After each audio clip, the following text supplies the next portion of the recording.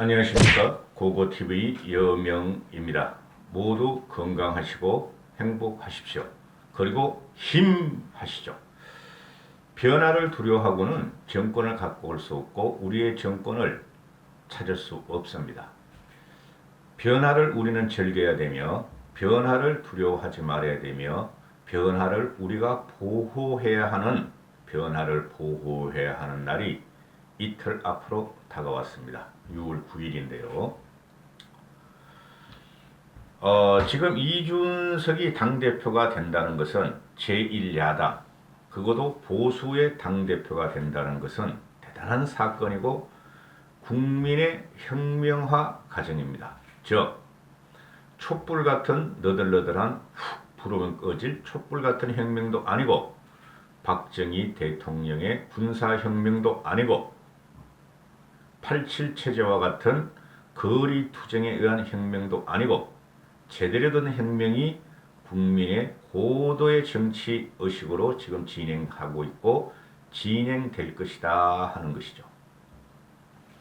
이걸 놓치고 옹한 평론가들이 또는 학자연 척 하는 사람들이 또 정치인인 척 하는 사람들이 이준석의 부상과 혁명화 과정을 지금 딴지를 걸고 있다 이렇게 되는 것이죠. 즉 구체제의 여야를 다 통틀어서 구체제에 대한 사람들이 이준석에 대해서 저항을 하고 있다 이런 것이에요.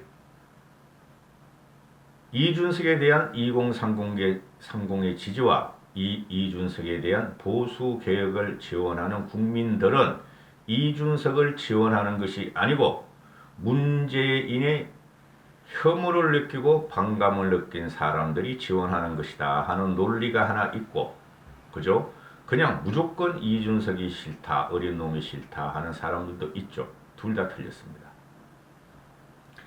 4.7 보선에서 서울에서 20% 차이로 압승을 하자. 국민의힘이 잘나서 이긴 게 아니다. 국민의힘이 승리가 아니고 민주당의 패배다. 문재인에 대한 심판이다. 이런 논리를 폈죠. 그러면 그 과정에서 김종인 씨가 없었다면 국민의힘이 이길 수 있었겠는가 하는 문제를 제가 말씀드렸죠. 그래서 어찌됐든 민주당이 패배했으므로 국민의힘이 승리한 것이고 계획을 선봉했었던 김종인 씨의 승리다 하고 저는 매김을 했었죠. 이번에도 마찬가지입니다. 이준석 개인의 승리가 아니다 하고 벌써 시작을 하죠. 그러면은 이준석이가 없었다면은 국힘의 당대표가 이렇게 대선과 같이 전 국민의 열화와 같은 성원과 관심을 받을 리가 없죠. 결국은 이준석의 승리다 이렇게 가는 것이죠. 여기서 한마디 더 하면은 민주당의 패배요, 그동안 강고하게 유지했던 보수 몇십 년의 패배다 이렇게 되는 것입니다. 지금 그 우파 유튜버들의 평론은 이준석이한테 있지도 않은 흑색 선전을 갖다가 하고 있죠. 그죠? 그리고 건방지다. 그죠? 노무현계다. 유승민계다. 노무현 장학금 받아가지고 노무현계다. 유승민계다. 그게 안 되니까 김종인계다. 그게 안 되니까 마지막으로 가져온 게 이준석이한테 막말 프레임. 어린 놈이 윗사람도 몰라보고 그렇죠. 건방지다. 적비리내 난다. 그런 거로 공격을 하고 있죠. 주호영이도 그렇고 나경원에도 그렇고. 대단한 저항이죠. 그들이 유튜브를 보고 들어가서 그 유튜브의 논리를 갖다가 그대로 네이버 댓글에 싸질러 댑니다. 전혀 영향이 없다. 기똥찬 그 댓글을 내가 하나 봤는데요. 이준석 보고 하다 안 되니까 맞는 말을 참 싸가지 하는게 싸가지 없이 기분 나쁘게 한다. 머리 좀 깎아라. 눈 가리고 듣고 말해 깜깜하게 머리가 그게 뭐냐.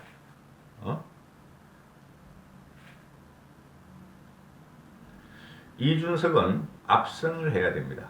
압승을 하리라고 저는 봐요. 그런데 또 이준석이가 지금 나경원이가 질질 눈물을 짜고 주호영이가 나이 먹은 사람한테 그렇게 하면 안 돼. 그러니까 이준석이가 예 알겠습니다. 그러니까 주호영이는 흡족해 하고 나경원이는 눈물을 흘리고 그런 걸 보고 이준석이가 싸가지 없게 너무 나이 먹은 사람을 공격하는 거 아닌가. 정치 선배를 공격하는 거 아닌가. 공격은 지들이 문제 해놓고 그죠? 이준석은 방어만 할 뿐인데 그러니까 평론가들도 그렇고 신문 칼럼도 그렇고 너무 건방지다. 대세를 장악했으면은 좀 여유를 갖고 포용하는 모습을 보여라 그러는데 천만의 말씀이에요. 골프 칠 때 고개 드는 순간 치고 그죠? 정치에서도 말이죠. 투표 뚜껑 열기 전까지는 절대 안심하면 안 됩니다. 제가 자꾸 말하지만은 지금 현재 국힘 내부에서는 부정선거가 벌어지고 있어요.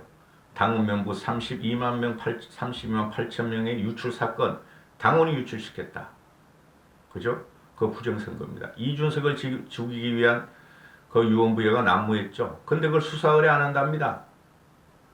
그냥 전화만 하고 전화를 안 받으니까, 그냥 유연만 시킬 건가 봐요. 그거 반드시 밝혀야 됩니다. 그게 보수의 민낯입니다.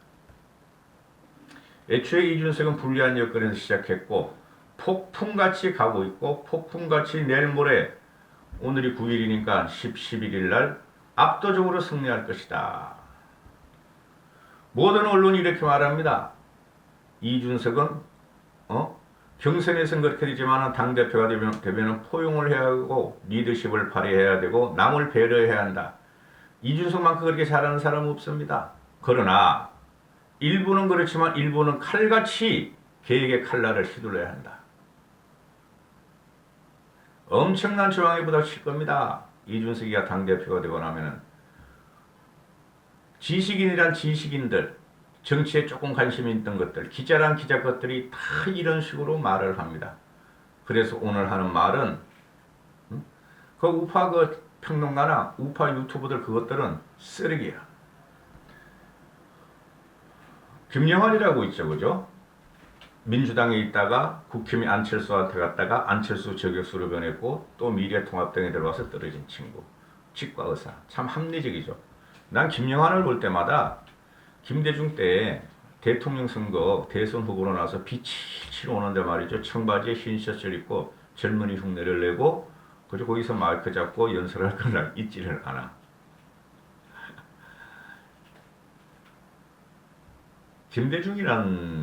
김대중 정권은요. 북한, 인권 이런 거에 대해서는 좌파적인 성향, 진보적인 성향이지만은 정체성, 일반 정치나 또는 경제에서는 보수적인 사람이에요. 그래서 김영환이가 쉽게 말해서 중도적인 친구인데 김영환이가 며칠 전에도 나오더니 또 한마디 합니다. 정치권에 전영향이 없는 친구인데 이 친구가 저항 세력, 구 세력, 나이 먹은 사람들, 그죠? 여야를 떠나가지고 구 세력, 나이 먹은 사람들을 대변하는 칼럼이 보이길래 이 사람은 이런 어디로 쓴 게 아니라 그래도 자기는 한번 유식한 척을 하기 위해서 썼어요. 첫째, 둘째, 셋째. 그걸 한번 비판을 하려고 이 영상을 열었습니다. 세대 교체로는 부족하다. 정권 교체에 악역을 자처해야 한다. 이준석이는 과거 10년 동안 정권 교체를 했죠. 아니죠. 악역을 자처했죠. 그래서 세대 교체를 넘어서 정치 교체를 들어간다. 이렇게 사람들이 이 김영하루도 나이 70 전후일 걸 아마? 이런 식으로 젊은 세대를 갖다가 격려하는 척 하면서 디스하고 꼬장 부리고 저항을 하는 친구들은 앞으로 정치권에 나오면 안 됩니다. 이준석의 부족한 점. 첫째, 능력이 부족하다. 이럴 적에 고고티브는 까라. 둘째, 통합에 적합한 후보가 아니다. 부담이 되는 후보다. 까라. 셋째, 시대 정신이랄지 미래에 대한 비전이랄지가 뚜렷하지가 않다. 이준석같이 시대 정신을 갖다가 혁명적으로 몸에 받는 친구가 없고 미래에 대한 비전이 어느 당대표보다 훌륭하다 하고 제가 말씀을 드리고 있죠. 그리고 시대 정신에 대한 것은 나 시대 정신 이 사람들이 자꾸 시대 정신 그러는데 내 어제 하나 올렸죠. 해결의 시대 정신. 이준석이가 시대정신이 이준석을 불렀고, 이준석이가 시대정신을 구현했다. 그런 걸 보세요. 그런 영상을 제가 간혹가다 올리는 그런 영상을 전체를 관통을 하고자 노력하는 무식한 필부가 올리는 영상을 시대정신이라는 건 말이에요. 지나가 봐야 알아요. 지나봐야. 그 헤겔이 시대정신이라는 말을 책에 하나 썼다 그래가지고 헤겔의 철학 강의에서 계속 나오는 이야기예요. 제가 말씀을 드리잖아요. 헤겔의 시대정신이라는 것을 누가 가장 많이 차용했느냐? 서방국가에서 차용한 게 아니고 공산국가의 이념적 토대가 된 게 헤겔의 시대정신이고 유물론 변정법이에요. 그래서 우리나라는 시대정신이라는 말을 쓰면 안 돼요. 솔직히 말해가지고. 근데 정치꾼이라는 것이 있더라고. 그 신문 기자 나부랭이들이 맨날 시대정신을 갖고 나와. 우리가 살고 있는 현재에는 시대정신이 없어요, 여러분. 몇십 년 지나고 몇백 년 지나봤더니 그 당시에 저 사회가 과거의 사회가 용광로처럼 싸우고 저항하고 뚫고 올라가고 새로운 가치를 창조했더라. 그게 시대정신이었다. 이렇게 되는 거예요. 르네상스도 나중에 보니까 르네상스를 알았지. 현재 살고 있는 르네상스이고 화려한 문화가 우리 르네상스야 시대정신이라 그렇게 안 하고 로마 제국도 그랬고 그렇죠. 우리가 보는 조선 500년은 시대정신이 없고 중국에 접붙어가지고 신하의 나라로 해서 망했다 하는 것이고 유교화가 돼가지고 그게 시대정신으로 망했다는 거예요. 지나고 보니까 시대정신이 과거에 있었다 하는 게 시대정신이에요. 내가 그 옛날부터 시대정신 전장을 안 하지 않잖아요. 그래 언론에서 나오면은 윤석열의 시대정신이 뭐냐? 공정과 정의다. 그렇게나 말을 하지. 이건 뭐든지 시대정신이래. 얼마나 열악한 지식인들이고 그죠? 얼마나 처절하게 무식하면은 자꾸 시대정신을 갖고 나온다고요. 언론에서 해자가 되면 저도 써요. 근데 시대정신이라는 건 현재에 없다니까요. 내가 변하고 있는 것을 내가 모른단 말이에요. 우리 사회가 변하고 있는 것을 2021년의 사회는 이준석이란 젊은 36세의 사람이 국힘 당대표 보수 당대표로 돼서 정치 개혁을 갖다가 의도하지 않던 의도했던 민주당 집권 정당을 치고 정치를 갖다가 정권 교체를 했더라. 그죠? 지나고 보니까 그런 역사가 기록되는 거예요. 근데 우리 현실적으로 이준석을 통해서 지금 정권 교체가 들어가고 있죠. 그걸 우리가 시대정신이라고 과거의 사람이 현재를 평가한단 말이에요. 그게 되는 거지. 이준석 너희, 윤석열 너희, 김종인 너희 현재의 시대정신을 말하고 미래의 시대정신을 말하라. 이게 무식한 놈들이 하는 이야기라니까.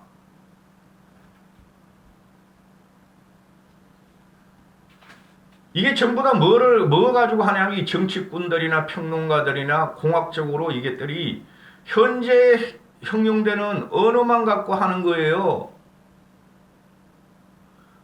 그러니까 2030이 지금 세대 확장을 들어가면서 5060가 접목이 돼서 변화시키고 있어요. 다 싫다 기존의 가치가 이거 아니에요. 결국에는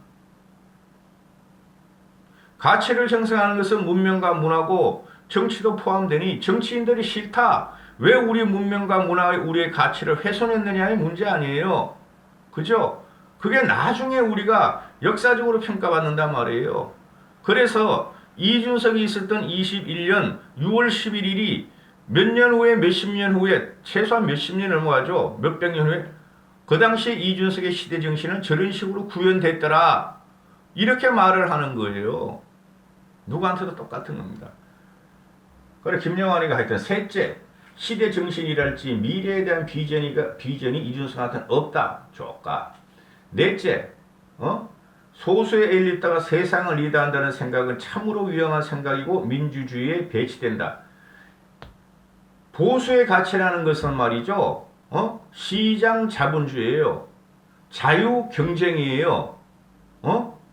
그거를 갖다가 훼손하려고 그랬던 게 노무현이었고, 김대중도 말이죠. 시장 경쟁주의, 시장 만능주의를 갖다가 신봉했던 친구예요. 김종일이란다. 김대중도, 근데 노무현과 문재인만, 시장 경쟁을 무시하고 사회주의적인 개념을 들어와서, 그죠? 자유시장 자본을 갖다가 압박을 했죠. 크게 봅시다, 우리. 그럼 우리가 문재인을 치려는 이유가 뭐예요? 정치 이념에 의해서 우리를 부자, 모든 국민을 부자로 만들어주고 잘 먹고 잘 살게 했으면 아무리 사회주의 개념이라도 우리가 문재인을 칠 수 없죠. 세금만 강탈해나가고 사회주의 개념으로 돈만 뿌리다가 지금 망하는 거 아니에요? 직장을 잃게 되고. 그게 시장주의가 아니란 말이에요. 시장을 압박한 주의니까 결국은 우리는 시장 경쟁과 자유 경쟁을 찾아야 돼요. 그러기에 끼어들어간 사회주의적이나 또는 공산적인 도시화 개념을 혁파해야 돼요. 그러니까 청년활당제, 여성활당제 그런 것이 유명무실화가 돼 있고, 그죠? 청년활당제가 들어온 애들도 여성활당제가 들어온 애들도 정치권에 짬짬이 연줄이 있고 밥벌이가 비슷한 애들이 들어와가지고 가치를 훼손했다는 거죠. 공정과 공의의 가치를 훼손했다는 거죠. 거기서 이준석이는 그걸 끊어버리겠다. 진짜 경쟁을 하고 진짜 공평하게 정책을 펴겠다는 거 아니에요. 이 사꾸라야 이것들이 전부 다. 다섯째, 진중경 교수와 설정을 한 것 중 청년 여성 등 내가 금방 말한 거네. 이것들이 모두 다 정오의 정치라는 비판이다. 무슨 정오야? 정오는 이준석이가 그렇게 합리적이고 이성적이 없는데, 정오의 정치는 문재인이가 한 거죠. 부자와 빈자, 경상과 전락, 아버지 세대와 아들 세대, 그죠? 노무현 때부터 그랬죠. 갈라치기 했죠. 이제는 그거를 갖다가 넘어서 집 가진 자와 집 없는 자, 그렇죠? 그러니까 이런 글을 쓰고 보면은, 글을 쓰는 걸 보면은 진짜 자괴감이 들어요. 점점 유튜브를 하면 할수록 점점 비판적인 시각이 제가 앞서고, 그래 헐헐헐헐헐 나도 다른 할아버지 같이 살았으면 좋겠는데 그게 안 돼요. 김영환이 하는 말이 지금 보수 국힘이나 좌파들 꼴통들이나 똑같이 나오는 이런 말이에요, 이게. 그리고 우파 유튜버 따라다니는 나이 드신 분들이나 강성 우파가 없는데 철없는 사람들이 가서 네이버 댓글에 쏘아대는 거랑 똑같은 논리예요. 그리고 이 친구가 하는 말이 당의 변화를 위해서 이준석은 뾰족한 송곳을 하여튼 이 친구 하는 말이 김영환이가 이준석은 뾰족한 송곳이다. 날카로운 칼이다. 무슨 날카로운 칼이야. 뾰족한 송곳이고. 나 참. 이게 글로서 표현하다니까 이렇게 그냥 강하게 표현하고 쓰잘데없는 표현을 하는 거예요. 많이 배운 사람이라고 똑똑한 사람이 유식한 사람이 아닙니다, 여러분. 의사라고 유식한 사람이 아니고 변호사라고 유식한 사람이 아니에요. 조금 배웠던 더 덜 배웠더라도 상대적으로 사회에 공헌을 하고 사회인들과 같은 소통을 하고 융화를 거치는 사람들이 똑똑하고 현명하고 유식한 사람들이에요, 여러분. 여러분은 쏟고 있어요, 지금. 책 좀 읽으세요. 보고TV 시청자들보다 책 많이 읽으시지. 그런데 그 우파 유튜버 이상한 우파 유튜버 보는 사람들 책 읽으시라고. 책. 보고TV는 50년 동안 책 하나도 안 읽었어. 그래서 이 친구 하는 말이 이준석은 말을 줄여라. 몸을 숙여라. 정치는 말로 하는 겁니다. 이때까지 말을 적게 한 요새는 다 말만 해. 정치꾼들이 조명받기 위해서. 말을 적게 하고 뒤에서 말이야 사바사바 해가지고 말이죠. 모사를 꾸는 게 정치인이에요. 그거 혁파시켜야 돼요. 아무리 그래도 남아있겠죠. 협상을 해야 되니까. 그죠? 그런데 이준석은 몸을 숙이고 말을 줄여라. 제가 이준석한테 권고할 것은 말은 더 늘려라. 몸은 더 꼿꼿하게 가져라. 지금 세상이 얼마나 바뀌었는데 디지털 시대요.